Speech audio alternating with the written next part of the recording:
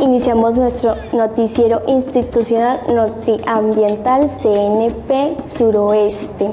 Noticias amables, ecológicas y biodiversas.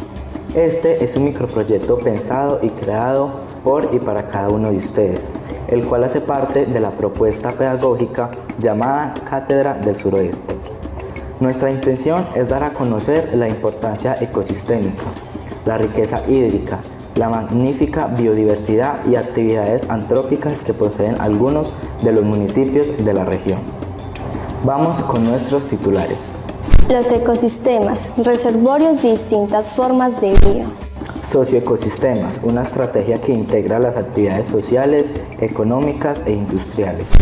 Problemáticas y acciones de preservación, una respuesta de las acciones antrópicas locales, nacionales e internacionales. Pregúntale a un experto. Damos paso a los reporteros de la provincia, la Cinifaná. Con los municipios de Fredonia tenemos a Adrián y a Ángeli. El Cerro Bravo es un monumento natural que nos regaló nuestra madre tierra, ubicado en el municipio de Fredonia. Posee un bosque de niebla y está aproximadamente a 4.000 metros sobre el nivel del mar. Tiene árboles como junquillo, ceibo y algarrobo. Dentro de la fauna están las águilas, cuzumbos y conejos.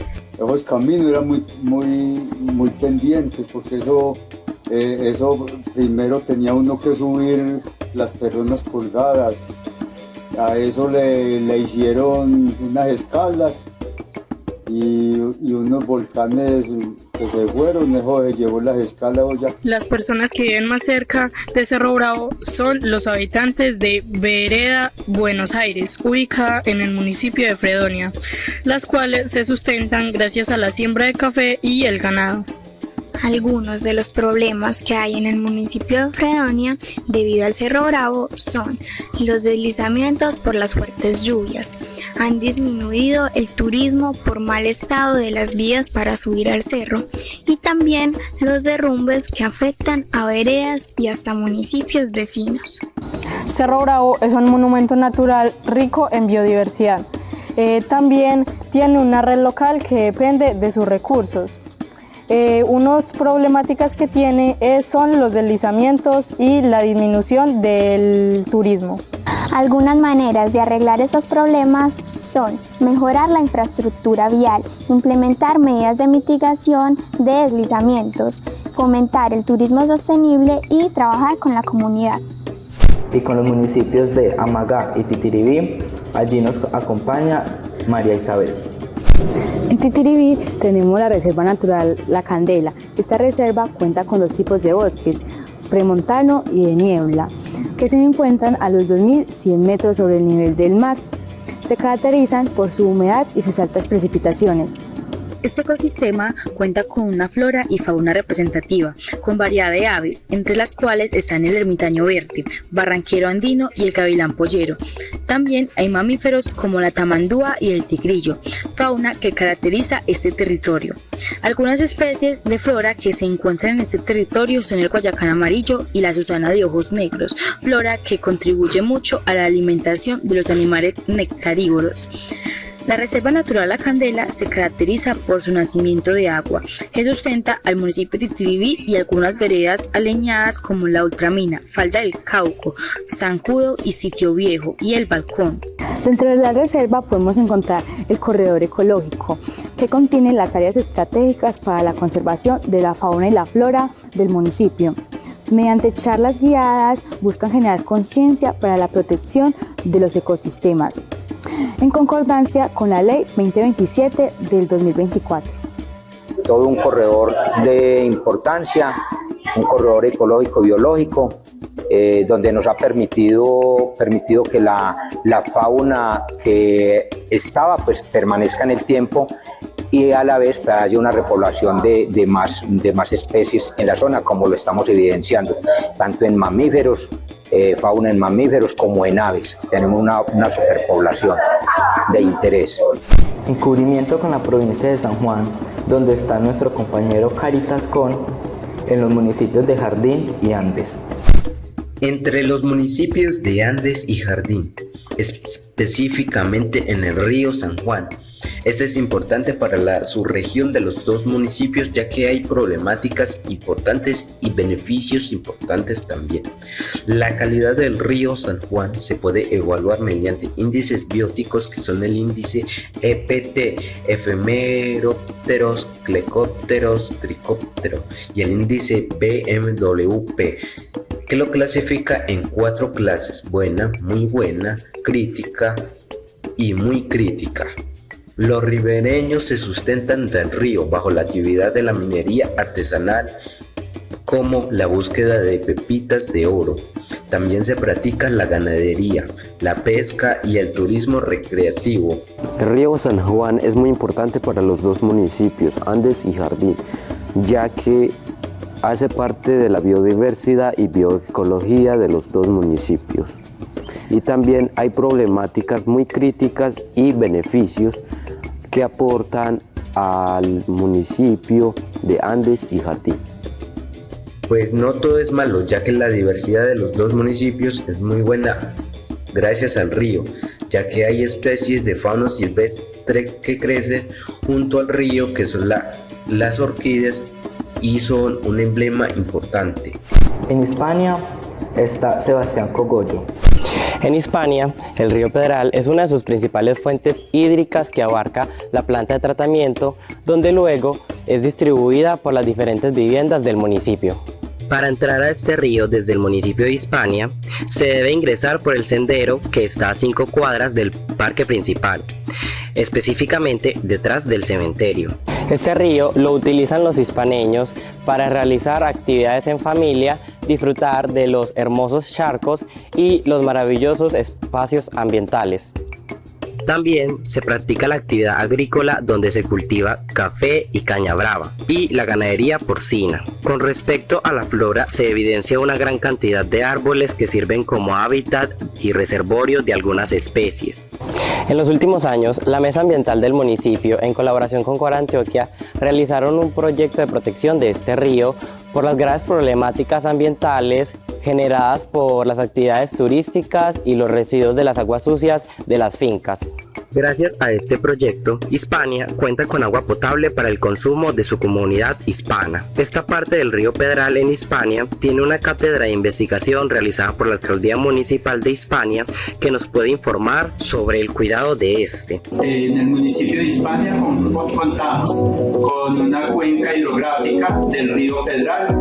El río Pedral nace en las estribaciones de los farallones del Citará, entre los municipios de Betania y Ciudad Bolívar. En el municipio pues está conformada una mesa ambiental, igualmente por parte de la institución educativa también ha contado con un grupo de estudiantes que hacen parte de un grupo ecológico que han ayudado y han protegido la cuenca hidrográfica del río Pedral. Las razones para proteger la cuenca hidrográfica del río Pedral es que es el principal afluente que surte de agua a toda la población del municipio. Las personas que vienen a visitar nuestro municipio, igualmente las personas que viven en este, visitan periódicamente las aguas del río Pedral para bañarse, preparar sancochos, hacer un algo. Las amenazas del río Pedral es que muchas veces la falta de conciencia de las personas que visitan esta cuenca, desde esa parte turística, arrojan basuras, todavía hay algunas fincas que descargan sus aguas residuales a esta fuente hidrográfica. Las medidas es que por medio de la mesa ambiental constituida en el municipio y con Cora Antioquia se han adelantado jornadas y campañas invitando para que la población que vive alrededor de esta cuenca hidrográfica ayuden a proteger. Y los invitamos a que entre todos nos comprometamos a proteger la fauna, la flora y la riqueza hidrográfica de nuestro municipio, principalmente el río Pedral. Mateo, Nicole y Estefanía en Betania. Una breve información sobre los farallones del Zitará. Está compuesta por plantas e animales, como plantas, los frailejones, e animales como el puma. Los farallones del Zitará nos ayudan a cuidar el agua y el aire. Si hablamos de algunas de sus problemáticas, serían los cambios climáticos que ven afectados y dan migración a especies, las cuales se vuelven muy agresivas en un hábitat que no son de ellas, sea herbívoros o sea carnívoros. Hablaremos también sobre las aves endémicas que habitan en Colombia y que están en los farallones del Zitará. Farallones del Zitará, su importancia en el oxígeno, sus recursos hídricos, la biodiversidad y la prevención de contaminación. El hábitat de biodiversidad cuenta con especies de mamíferos como el puma y flora como los frailejones. Los farallones del Zitará está cubierto de un bosque de montaña, donde las plantas y los animales se adaptan a las condiciones difíciles. Los bosques que rodean esta zona son hogar de especies nativas, que han desarrollado adaptaciones para sobrevivir en este entorno montañoso. Los farallones del Zitará ayudan a cuidar el aire y el agua, son hogar de muchas plantas y animales, son importantes para mantener la naturaleza sana y equilibrada. Hey Mateo, cuéntame sobre lo que sí has estado investigando acerca de los farallones del Zitará. Pues hemos estado investigando entre varios grupos sobre cosas muy interesantes, que sería acerca de los problemas ambientales, aves endémicas de las especies e informaciones generales que son muy interesantes para los televidentes. He venido escuchando rumores de que los farallones del Zitará son los más altos del suroeste. ¿Será que sí? Tendremos que comprobarlo. En estos días iré a medirlo con un metro para saber. Hablando acerca de la flora, en la vegetación específicamente, cuando es escasa absorbe muy poca agua y la lleva a los afluentes, por ende los niveles de agua tienden a bajar, porque las plantas absorben agua y las llevan a los afluentes, como expliqué, y eso es una de las problemáticas. Y también está sobre la tala excesiva en aquel lugar. Cuando hay pocos árboles no se adhiere bien la tierra como debería ser, y hay deslizamientos de tierra, sequías y un oxígeno de mala calidad en las zonas donde no hay buenas zonas verdes. En los farallones tenemos 13 especies endémicas de Colombia. Entre ellas está la guacharaca colombiana, perdiz colorada, colibrí del sol, carpinterito punteado, tororo y chamí. Además de esas también son importantes el loro orejiamarillo y el águila real de la montaña, que aunque no son especies endémicas, son muy importantes en la región. El municipio de Betania, Antioquia, se sostiene principalmente gracias a la agricultura, específicamente el cultivo del café, que representa alrededor del 80% de su economía. Además de la producción cafetera, también se desarrollan otras actividades agrícolas y ganaderas. Y para terminar, he logrado medir los farallones del Zitará con el metro, y tiene una altura de 4.800 metros de altura en el Cerro San Nicolás, ubicado en Betania, Antioquia. En Bolívar está Walter, Juan José y Geraldine. En el Cerro San Nicolás, la montaña más alta de Antioquia, se encuentra cobijada por la Reserva Forestal Protectora de Farallones del Zitará y también hace parte de la jurisdicción de Corantioquia. Se encuentra en la cordillera occidental, estableciendo límites entre el departamento de Antioquia y del Chocó. En la década de los 70, en el Cerro San Nicolás, la comunidad empezó a tomar parte de su terreno para trabajar el café, la caña y la ganadería. En esa época también hubo varios derrumbes por un accidente en avioneta. Este cerro, con grandes fuentes hídricas como la cascada de Colecaballo, ha provocado tragedias con numerosos afectados. Tiene bajas temperaturas que oscilan entre los 23 y 17 grados centígrados. Se encuentra a 4.080 metros sobre el nivel del mar, siendo esta la mayor altitud de Antioquia. En este maravilloso lugar se han registrado más de 1.400 especies, como el colibrí turmalina, la iglosa pechirrufa, el gavilán de garganta blanca, el gallito de roca, el oso anteojos y el tigrillo, y aproximadamente 29 en vía de extinción. La flora crece en cortezas de los árboles, en rocas y en tierra fértil. Algunas de estas son los musgos, hepáticas, vasculares y hongos. ¿Cuáles son las amenazas a este ecosistema? Bueno, es algo paradójico, pero una de las amenazas principales del Cerro San Nicolás es la visita constante y masiva de turistas. Alteran el ecosistema porque hay muchos deterioros por las pisadas del terreno, por las zonas de camping, el uso de fogatas, el arrojo de basuras. Esa es una de las principales problemáticas por las que el Cerro San Nicolás, digamos que ha pasado en los últimos años. Y debido a esto que acabas de mencionar, ¿alguna vez se ha llegado a cerrar el Cerro San Nicolás? Sí, pero no de manera, se cerró por iniciativa de las personas mismas del territorio que vieron la problemática y encendieron una alerta. Y se hizo toda una campaña en torno a no subir al Cerro San Nicolás para su protección. Entonces sí se ha realizado ese tipo de cierres para salvaguardarlo, pero no ha habido, digamos, un decreto que lo cierre oficialmente o que regule el acceso oficialmente al lugar. ¿Y en estos momentos está disponible todo tipo de turismo? Sí, en este momento está abierto por lo mismo, porque realmente no hay una autoridad que lo cierre obligatoriamente. Cuidar este ecosistema es cuidarnos a nosotros mismos y a las demás especies. La provincia de Penderisco. Allí nos encontramos con Andrés Maya, en el municipio de Salgar. El Cerro Plateado es un importante ícono natural del municipio de Salgar, Antioquia, ya que en esto nos da la facilidad de cultivar y de tanto proteger fauna y flora. Este cerro se destaca por sus vistas panorámicas y su aspecto singular, ya que sus rocas brillan con un tono plateado cuando se reflejan los rayos del sol. Es un destino popular para el senderismo y el ecoturismo. El ecoturismo en el Cerro Plateado se centra en actividades como el senderismo y la observación de fauna o flora debido a su biodiversidad y paisajes naturales. Las actividades socioeconómicas de Salgar y el Cerro Plateado se centran principalmente en la agricultura, el ecoturismo y el comercio local. Las principales fuentes de ingreso para la mayoría de los habitantes de Salgar es la agricultura. Los cultivos predominantes incluyen café, plátanos, caña de azúcar y hortalizas.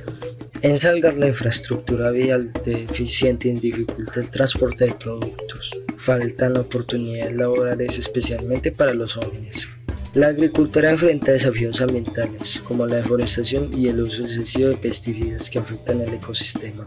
En cambio, el Cerro Plateado enfrenta problemas como la deforestación, caza furtiva, falta de infraestructura turística y el impacto del cambio climático, que amenaza su biodiversidad y el ecosistema.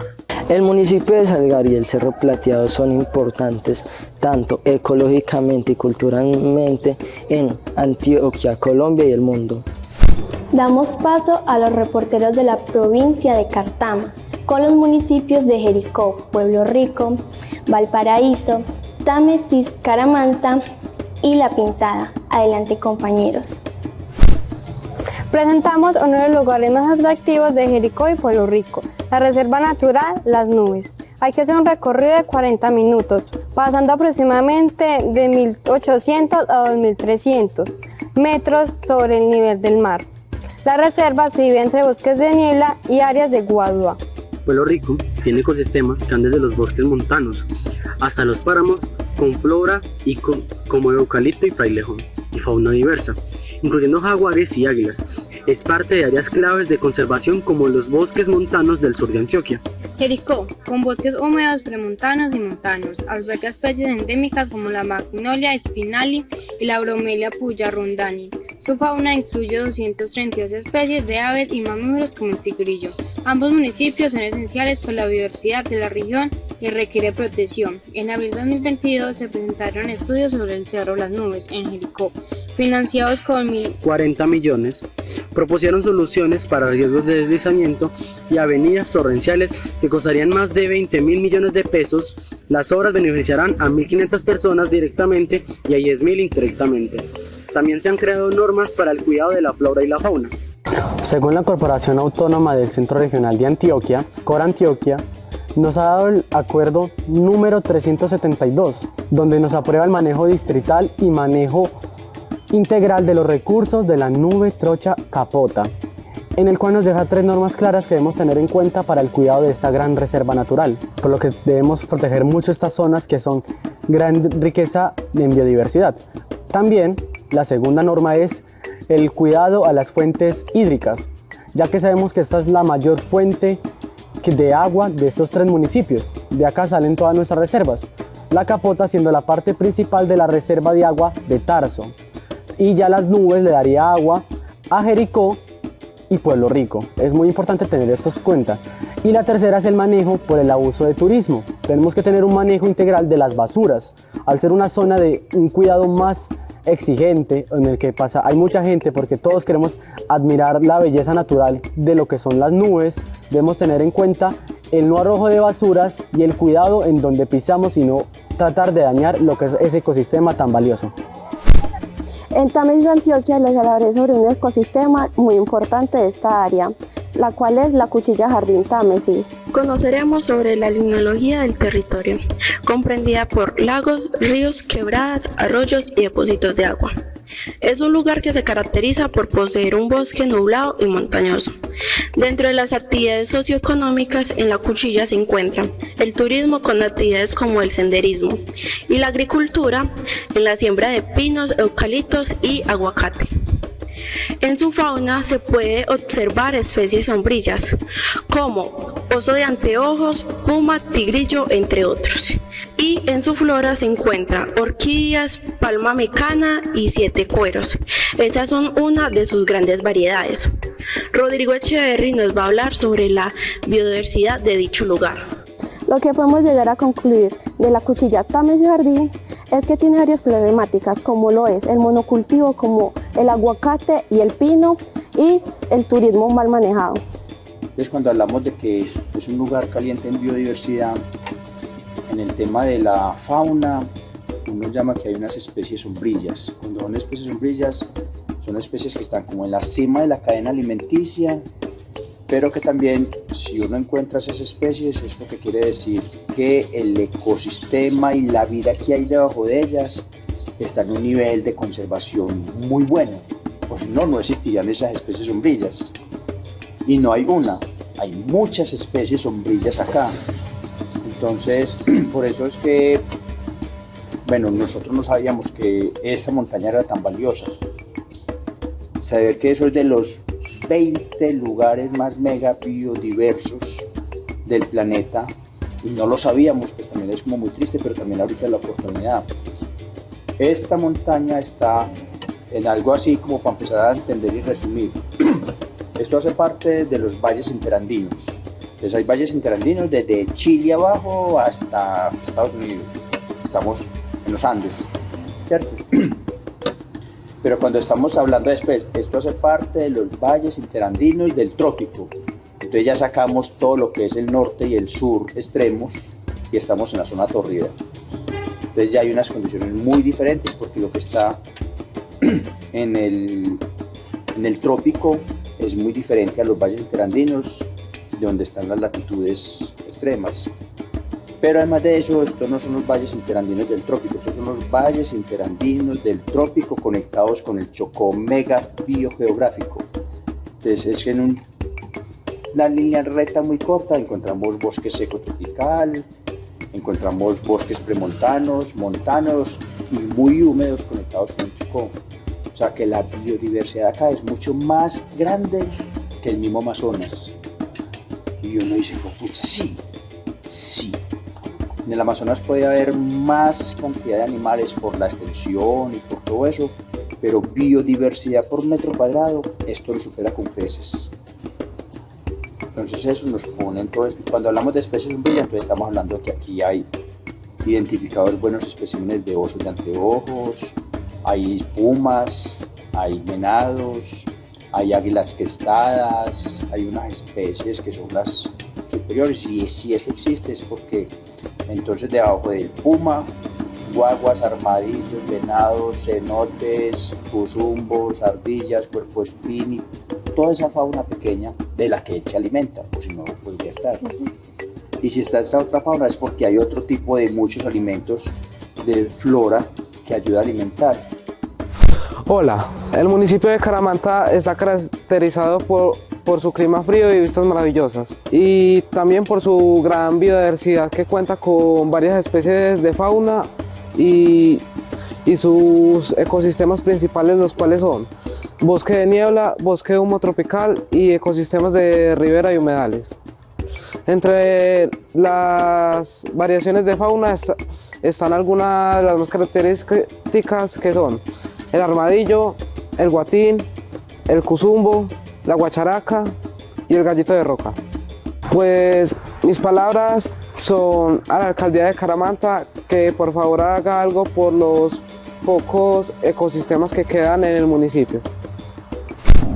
En el municipio de Valparaíso, Antioquia, que se encuentra a 3.735 metros sobre el nivel del mar, está ubicado el resguardo Marcelino Tascón. El resguardo cuenta con 64 reservas protegidas y 23 nacimientos hídricos. Además, se cuenta con alrededor de 200 plantas medicinales. Entre ellas está la jueca y la queraduamía. También se cuenta con diferentes tipos de mariposas. Una de las más representativas es la mariposa de bandas naranjas y el armadillo. Además, el resguardo tiene 93 familias y 333 habitantes, los cuales se benefician de los nacimientos. Está legalizado de que las comunidades indígenas Marcelino Tascón no paguen el servicio del agua. Algunas de las actividades que se realizan dentro del territorio son el establecimiento de áreas protegidas, de las cuales está a cargo los guardianes de la naturaleza. Pero por otro lado se ha evidenciado la modificación del terreno y la disminución de los recursos hídricos a causa de actividades agrícolas, como la siembra de aguacate, lo cual exige la utilización de grandes cantidades de agua para poder generar la fructificación. Estamos en el municipio de La Pintada, específicamente en el río Cauca. El río Cauca tiene un ecosistema que es el bosque seco tropical. Este ecosistema regula el clima de La Pintada. Aunque intente regular el clima de La Pintada, en La Pintada es muy escasa la lluvia, ya que llueve muy pocas veces en el año. El río Cauca es un río pero muy importante, ya que se tiene una gran variedad de peces como el barbudo, la mojarra, la dorada, el corroncho, etc. La Pintada tiene una crisis socioeconómica, la cual es la utilización de máquinas pesadas para la extracción de oro. La máquina remueve el fondo del río. Esto origina pozos y remolinos que se convierten en trampa para los peces y otros animales que viven en el agua. Además, al enturbiar el agua, mueren más peces por la interrupción de su respiración a través de sus branquias. Alrededor de 57 familias dependen de la minería ilegal en las zonas que están aleñadas al río Cauca. La extracción del oro ilegal destruye el medio ambiente, provocando la deforestación, la pérdida de biodiversidad y la destrucción del hábitat. El río Cauca nos ofrece alimentos y recursos como esos. ¿Cómo podríamos nosotros aprovechar estos recursos sin contaminar el río?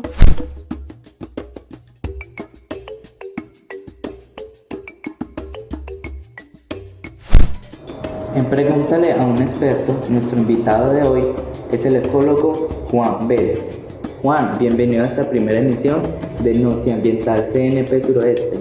Tomás, muchas gracias, y a ti, Yamile, por la invitación. Me complace muchísimo estar aquí conversando con ustedes, pero antes tengo que felicitarlos porque me complace muchísimo que personas tan jóvenes estén ya pensando en transmitir una problemática que es común en todo nuestro país y sensibilizar a la gente joven que está tocando estos temas ambientales. Estoy a discreción para las preguntas que me quieran hacer, y si no sé alguna de ellas tendré el coraje de decir no sé. Adelante, Tomás. Le agradecemos su disposición, compromiso y pasión que transmite cuando de ecología se trata. Gracias, Yamile. Me encantan tus palabras y las llevaré conmigo. ¿Qué preguntas tenemos? Ok, Juan, ¿cuál es la historia geológica del suroeste antioqueño? Bueno, el suroeste antioqueño lo vimos en una conferencia con algunos de los compañeros de ustedes. Tiene una geología bastante compleja, compuesta por rocas ígneas, metamórficas y sedimentarias. Ustedes ya saben qué es eso, tal vez los televidentes no lo sepan. Generalmente son rocas que nacen de un vulcanismo que está presente en el cinturón de fuego del Pacífico, del cual Colombia hace parte, ¿cierto? Recorre todo el Pacífico desde Chile y empieza a bordear la costa de California, va por el otro lado hasta poner la actividad más grande vulcanológica que tiene el planeta. Y ahí está nuestro océano Pacífico y eso grava todo nuestro territorio, porque la falla concretamente del suroeste, que se llama el sistema de fallas Cauca-Romeral, está conectada con esa, digamos, juego de placas tectónicas, y entonces de ahí se originan la gran mayoría, digamos, del tema vulcanológico, pero también de los suelos que aparecen en este suroeste. Hay una formación sedimentaria característica que caracteriza justamente tu región. Me has dicho que eres de Amagá, ¿no? Sí. Y allí está una cuenca carbonífera del terciario más o menos, y tenemos una gran cantidad de material de carbón de piedra que es realmente una fuente de riqueza para esos municipios cercanos a Venecia. Esa es una formación. La otra formación básicamente son rocas ígneas que están todavía dentro de la corteza terrestre, y algunas que afloraron y tienen una cristalografía entonces diferente. Esas rocas que ya están afuera reaccionan con miles de años con las raíces de las plantas, con los animalitos, con el agua, con la lluvia y sobre todo con los años, y le dan origen entonces a unos suelos. Y todos esos suelos están casi siempre sepultados por cenizas volcánicas de las 14 erupciones volcánicas que ha tenido el Nevado del Ruiz. ¿Cuáles son los desafíos ambientales en el suroeste y cómo podemos los estudiantes aportar en ello? Bueno, Yamile, muy bien. Los desafíos ambientales en el suroeste son los mismos desafíos ambientales en todo el planeta. Tenemos más o menos unos 30 factores que están agravando la condición de la crisis ambiental, del calentamiento y el cambio climático. Eso ocurre en todo el planeta. Esto es una aldea, esto se nos volvió una aldea. Tenemos una sobrepoblación bárbara que ha ocasionado realmente una expoliación. Esa expoliación es un agotamiento al máximo de los recursos naturales hasta un punto de no retorno en algunas partes. Potencias enteras en el mundo entero que tuvieron colonias fueron a extraer esos recursos hace cientos de años, 150 años, empezaron un desarrollo económico acelerado y se acabaron algunos de esos recursos. No se pueden extraer los recursos sin límite. No se pueden extraer recursos sin límite. El suelo es un recurso agotable. Tenemos más o menos unas 30 a 35 causas que están causando realmente el cambio climático y el agotamiento de los recursos. Pero hay una que no es capaz realmente de ser superada por ninguna otra. Continuamente oímos nosotros que el agua se está acabando, y en las problemáticas que vi hoy del suroeste había 4 menciones al agua de la contaminación del agua. Ese es un problema muy grave, pero el agua del planeta no ha cambiado nunca. Desde que el agua del planeta Tierra fue formada, la teoría más acertada hoy es por un cometa, aceptada mundialmente. A uno no le cabe un poquito en la cabeza cómo es que eso ocurrió, pero ocurrió, y no hay una gota de más ni de menos en el agua del planeta Tierra. Eso es un ciclo cerrado. La materia no se puede perder, no se puede crear, la materia se transforma. Entonces, toda el agua del planeta Tierra está así. 97% del agua está en los mares del planeta Tierra. El 2% del agua está atrapada en los casquetes polares. Y el 1% del agua está representada en 21.000 millones de kilómetros cúbicos de agua dulce en los cuerpos de agua dulce del planeta, en los ríos, en los lagos, en las lagunas y en las represas. No cambia una gota más ni una gota menos. ¿Qué es lo que ha pasado? El ciclo hidrológico está alterado en casi todo el planeta. porque nosotros lo desordenamos con la tala de los bosques y en algunas partes deja de llover. Entonces el Amazonas se nos secó en Colombia el año pasado al 90%. ¿Dónde está el agua del Amazonas? ¿Dónde está el agua del Amazonas? Está en las nubes. Estudien y lean un poquito sobre ríos voladores. Esos ríos voladores son las aguas de grandes volúmenes de agua que estaban en la tierra y hoy están generando crisis y tornados y tormentas y unos ciclones bárbaros con un desorden en el planeta. Eso es muy grave, pues el agua no se está acabando ni se va a acabar. Lo que sí es muy grave es que nosotros hayamos pasado la tasa de 400 partes por millón de CO2. Si nosotros superamos las 280 partes por millón en el suroeste o en la Tierra o en todo esto, es un problema global, nosotros tendremos un problema serio de calentamiento global. Muy serio, que derretirá los casquetes polares, que elevará el nivel de agua y que colapsarán muchas de las especies si cambiamos en 2 grados la temperatura con ese calentamiento. La temperatura del año 2024 fue la más alta registrada en el planeta Tierra y subió a 1,5 grados. No podemos subir a 2. Un ejemplo, la trucha, un pez de los salmónidos, es capaz de desovar a 14 grados centígrados, pero a 15 no. A 15 no es capaz. Eso nos lleva a pensar que si faltan algunas especies, las cadenas tróficas y alimenticias se afectan, los niveles del mar suben, 71% de las poblaciones del planeta están a nivel ribereño del mar. Es un caos. Los científicos lo han alarmado y hay presidentes y gobiernos enteros que no quieren creer. Ese es el principal problema. Y ustedes tienen una solución. Todos la tenemos.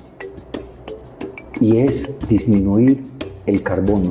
Y lo podemos hacer sembrando un árbol. Vimos que 6 moléculas de agua reaccionan con 6 moléculas de CO2 y nos convierten en una molécula de azúcar y nos entregan 6 átomos de oxígeno. Eso es una resucitación planetaria entre plantas y animales que nos permite realmente salvar el planeta. Sembremos árboles, es lo que están haciendo las grandes naciones hoy por hoy. Entonces no puedo señalar, hay muchos problemas.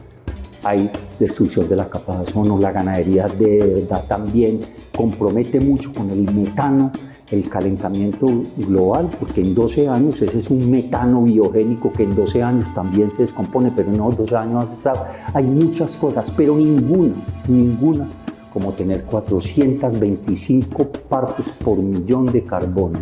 1.23 millones de toneladas significa una sola parte por millón. 1.23 millones de toneladas. Atención con eso. Esa es mi respuesta para todo. No parece muy apocalíptico, pero no es apocalíptico, es real. Batimos un récord deshonroso, 425 partes por millón. Bueno, Juan, agradecemos este tiempo y la información importante obtenida en este día. Y a ustedes agradecerles su compañía en este espacio. Que tengan un buen día. Maravilloso. Muchas gracias por invitarme.